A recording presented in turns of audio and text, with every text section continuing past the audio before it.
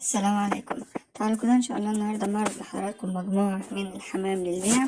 المجموعة بتاعة النهارده بصراحة فوق الممتازة، مجموعة للناس اللي حابة تربي أصول من حمام طيب يكون إنتاجه عالي جدا معاهم، وكمان يكون صحته كويسة. أول حاجة حابة أنوه على حاجة مهمة. الناس لما تيجي تشتري الحمام يا جماعة، في فرق بين إن ده حمام سلالة خليط وسلالة أصلية، حاجة نظيفة، حاجة لما تيجي إن شاء الله تربيها يكون إنتاجها عندك غزير وتكون حاجة كويسة. بإذن الرحمن تدعي لنا دعوة حلوة. وأول جوز معانا النهاردة هو جوز من الحمام الفريد نوعه البيور. الناس لما بتسمع كلمة تلتينات بتفكر إن التلتينات الحمامة العادية الشعبية اللي موجودة في السوق. لا، في انواع من التلتينات بتكون انواع عالية في الجودة، عالية في امكانياتها، ككل انتاج عالي. حمامة ما شاء الله حجمها كويس جدا، مش مجرد ريش وخلاص. تنفع للاكل، تنفع للتجارة، تنفع في المشاريع، لان زغلولها بيكون محترم للناس اللي بتعمل او بتربي حمام للتجارة، او سواء كمان للتربية. سواء كنت هتبيعه بتيجي بتبيعه بيبقى زغلول حجمه كبير، بتقدر ان انت تبيعه، وكمان الانتاج بتاعه غزير. ده التلتينات البيور. في تلتينات بتكون شعب وفي تلتينات بتكون بيور. ده التلتينات البيور طبعا. بعد كده الجزء الاولاني ده تلتينات بيور على وش شغل، وده تلتينات اللي هو شبابات. الاتنين على فكرة يعني نفس النوع. ده تلتينات شبابات، والتاني تلتينات من اللي هو على وش شغل. ما شاء الله تبارك الرحمن. عاوز اقول لحضراتكم بصراحة يعني من افضل واحسن انواع الحمام. بحاول على قد ما بقدر اصور الحمام بامكانية الكاميرا اللي موجودة عندي بدون اي نوع من انواع التزييف. ده شبابات من الحمام التلتينات. ما شاء الله. عاوز اقول لحضراتكم حجم فرد الحمام حلو، يعني سواء كان للاكل هتاكل حاجة وتيجي تبص تلاقي عندك قدامك فرد حمام حجم حلو، يعني حجم حلو، مش مثلا تحس ان قدامك زي العصفورة. لو بتبيعه برضو متداول في الأسواق، بيبقى الناس تشتريه أو تبيعه على أساس إن هو كينج.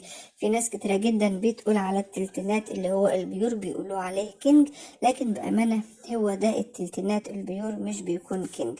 بعض الناس بيقولوا عليه يعني كينج شعبي أو كينج كمان، ما بيقولوش شعبي، لكن هو بالأمانة ده اللي هو تلتينات بيور هو احسن من التصوير بامانه. ده الشبابات، والتاني اللي على وش شغل. الاتنين فوق ما فوق ان شاء الله فوق الممتاز. زغلول بيكون حجمه كبير زي ما قلت لحضراتكم. لو بتبيعه مش بتبيعه بالسعر طبعا المعتاد، بيكون سعر كويس للناس اللي حابه تعمل مشاريع. زغلول محترم، زغلول بصراحه يتباع ويتشرى، وانتاج الاهالي بيكون عالي جدا. الناس تتفرج طبعا على الفيديو براحتها، واللي يعجبه حاجة بإذن الرحمن يتفضل يتواصل معايا. وعلى قد ما بقدر بصور الحمام، يعني شوية الناس تقدر ان هي تشوف الحاجة براحتها. الجزء اللي بعد كده جزء من الحمام اللاحم الفرنسي البيور، برضو على وش شغل. مجموعة بصراحة فوق الممتازة. يعني على قد ما بنقدر بنحاول ان احنا نصور، لكن انا عندي الكاميرا بصراحة مش بتدي للحمام حقه في التصوير. فالناس اللي يعجبها حاجة بإذن الرحمن بتاخد سكرين وبتدخلي على الخاص وبتسألني على الأسعار وأنا بعرفها. في ناس بتبقى حابة تعرف الأسعار على القناة، وفي ناس كتيرة جدا، ودول أكتر ناس لقيتهم لهم يعني كتير بيحبوا ما يقولوش الأسعار هنا. فإن شاء الله خير يعني. ده جوز لاحم فرنسي بيور ما شاء الله تبارك الرحمن. برضو التصوير مش عاطله حقه. ده الحمام اللاحم الفرنسي البيور اللي مش خليط اي نوع يا جماعة، او اي نوع حمام. اهم حاجة لما تيجي تشتري، كل ما كان الحمامة نوعها بيور اصلي مش مخلوط عليها انواع تانية من الحمام، بتبقى بصراحة حلوة جدا في الانتاج، حلوة جدا في صحتها، بتتحمل معاك يعني تكل- تقلبات الجو، سواء كان في الصيف سواء كان في الشتاء. فيعني معلش، الحمامة البيور بتكون حاجة، واللي بتكون خليط بتكون حاجة تانية خالص. فالناس لما تدخل تتعامل معايا تبقى عارفة ان انا بديك حاجة بيور، وتبقى فاهمة ومقدرة قيمتها. الجزء اللي بعد كده جوز من الحمام الكنج. جوز من الحمام الكنج ما شاء الله تبارك الرحمن زغاليل معتمدة على نفسها، زغاليل معتمدة على نفسها. من الحمام الكنج حاجة محترمة بأمانة. زي ما قلت لحضراتكم برضو أنا مش عارفة الاقي الكاميرا بتروح عاملة سواد فوق وسواد تحت، بس أظن إن الحمام واضح قدام حضراتكم يعني على قد ما قدرت صورته. ده الفرد التاني اهوت، جزء من الزغاليل المعتمدة على نفسها اعتماد كلي طبعا. زي ما حضراتكم شايفين بياكل وبيشرب لوحده، بينزل وبيطلع على قد طبعا حجم جسمه. يعني ان شاء الله حاجة محترمة للناس اللي حابة برضه تربي سلالات كويسة من الحمام. المجموعة كلها بإذن الرحمن مجموعة كويسة، متاح شحن إن شاء الله لجميع المحافظات. ولو حضرتك من الصعيد، لو تعرف أي حد يكون في القاهرة يقدر ياخد الحمام مني من القاهرة، وبعد كده أو بشحنه له أنا لحد القاهرة، بس لازم أن يكون حد تبعك يستلمه مني في القاهرة، وبعد كده هو بيبقى عارف أماكن في الصعيد وبشحنه. يبقى على راسي، ما عنديش أي مشكلة. معظم الناس اللي بتتعامل معايا أو بتحجز معايا مشكلتهم بالنسبة للصعيد. طبعا أنا بخاف من شركات الشحن، لأن شركات الشحن بيبقى معظمها بتاخد حاجات مثلا يعني مش حاجات فيها روح، فممكن يركنوها عندهم بالأسبوع أو الاتنين. لكن الحمام أنا ما برفض تماما التعامل مع شركات الشحن. ولو حضرتك مصر خلاص بشحن على ضمانتك ومليش دعوة لو فرد الحمام جراله حاجة. لكن بالنسبة للشحن إذا ما احنا بنمشي عن طريق الباصات أو العربيات اللي في السوق، بيبقى الدنيا إن شاء الله أمان. الحمد لله لحد النهاردة ما حصليش أي مشكلة مع الشحن. الحمام بيوصل بأمان ومفيش أي مشكلة خالص. جزء الحمام اللي بعد كده زغاليل من اللاحم الفرنسي البيور. والحمد لله فضل ربنا النهاردة كل المجموعة كلها بيور، كلها ما شاء الله من أصول طيبة جدا.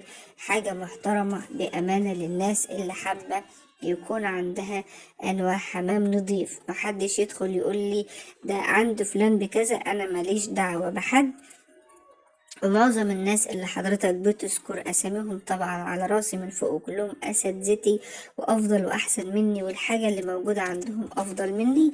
فانا وهو واحد، ويعني انت اولى باي حاجة. لكن يعني بلاش المقارنة، وبلاش نجيب سيرة الآخرين وتديني فرصة ان انا اقول لك لا انا حاجتي احسن، لا هو حاجته احسن. لا طبعا اللي عند الناس الاخرين بيكون افضل مني وحاجتهم احسن. فبلاش يعني تحطني في موقف ان انا ممكن يبقى فيه بالنسبة لي مشكلة او حاجة. الرجاء ما عادش حد يقول لي فلان عنده كذا او فلان بيبيع كذا. زي ما قلت لحضراتكم فلان ده افضل واحسن مني واستاذي، وبلاش المقارنة والحاجات اللي بتبقى دي. فرد الحمام اللي جاي بعد كده حمام من الحمام الكنج برضو البيور ما شاء الله تبارك الرحمن. الكنج مع سلالة طيبة، سلالة محترمة. مش هقول معظم الناس، كل الناس ظالمة الكنج في حاجات كتير. بيقولوا حجمه كبير بيكسر البيض، بيقولوا انتاجه قليل جدا. بالعكس من افضل واحسن انواع الحمام اللي موجود عندي، انتاجه سريع جدا. مش عارفة ليه الناس بتقول عليه انتاجه ضعيف. حجم كويس، صحة او مناعة بتتحمل كويس جدا. لو في اي مشكلة في الحمام الكنج بتواجهك، يبقى المشكلة عندك في الغرفة بتاعتك. الحمام الكنج بيحب مكان يكون هادي. اتعامل معاه بإنسانية وبرقي، وبقولها برقي لأن الناس فعلا بتعامل مع الحمام الكنج وكأنها آلة تبيض لك البطين وحضرتك تاخدهم وتطلع تجري تحطهم تحت نوع حمام تاني، وتستنى فرد الحمام عشان يبيض لك تاني، وبتتعامل معاه بلا إنسانية. بتنسى ان هو في الاول وفي الاخر روح، ومن حقه ان هو يرتاح، ومن حقه ان هو ينام على بيضه. لا محدش بيتعامل معاه كده، عشان كده الناس بتشوف منه حاجات مش احسن حاجة. حمام الكنج حمامة محترمة، حمامة فوق الممتازة في الإنتاج وفي حفاظها على زغاليلها، في حاجات كتيرة جدا بأمانة. إن شاء الله ربنا يبارك للبائع وكمان يبارك للمشتري. حافظ على الحمام واديله من وقتك اهتمام، وهو هتلاقي منه شغل فوق الممتاز. الجزء اللي بعد كده جزء برضو من الحمام الكنج، ما شاء الله تبارك الرحمن. بص يا جماعة، اما نقول على وش شغل بيبقى فرد الحمام في الوقت ده محتاج اهتمام منك كويس. يعني الحمامة خلاص لما بيبدأ الذكر يكون زايف والنتاية خلاص بدأت ان هي فعلا هي والذكر يبقى في تكاثر بقى وحاجات زي كده، ده بيكون انت واهتمامك بالحمام. الحمام بيديك انتاج. ما تجيش تأكل الحمام علف، ما تديش للحمام نسبة دهون عالية، ما تحاولش تحط مثلا مية مش نظيفة، ما تنضفلوش المكان. الكلفة هي سر من أسرار نجاح مشروع الحمام. اهتم بفرد الحمام هتشوف منه خير، مفيش أحسن من كده.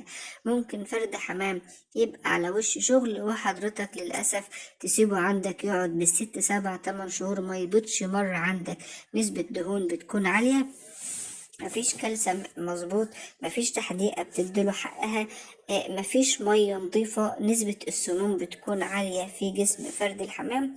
فاهتم بفرد الحمام بما يرضي الله، هيديك انتاج عالي جدا بما يرضي الله. معلقة خل دايما على المية هتنزل السموم، قلل نسبة الذرة الصفراء والذرة البيضاء في الكلفة، هتلاقي دايما مفيش دهون على المبايض.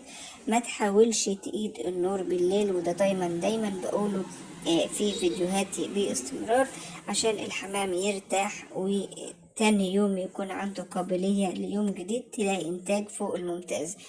طبعا لو وصلت معايا لحد هنا اتمنى يكون ان الفيديو يكون عجبكم، وده اخر فيديو جوز معايا.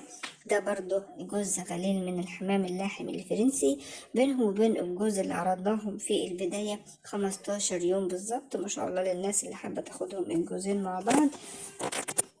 مجموعة من الحمام فوق الممتازة، محتاجة حد بس يراعيها وهو يشوف منها ما شاء الله أجمل خير في الدنيا.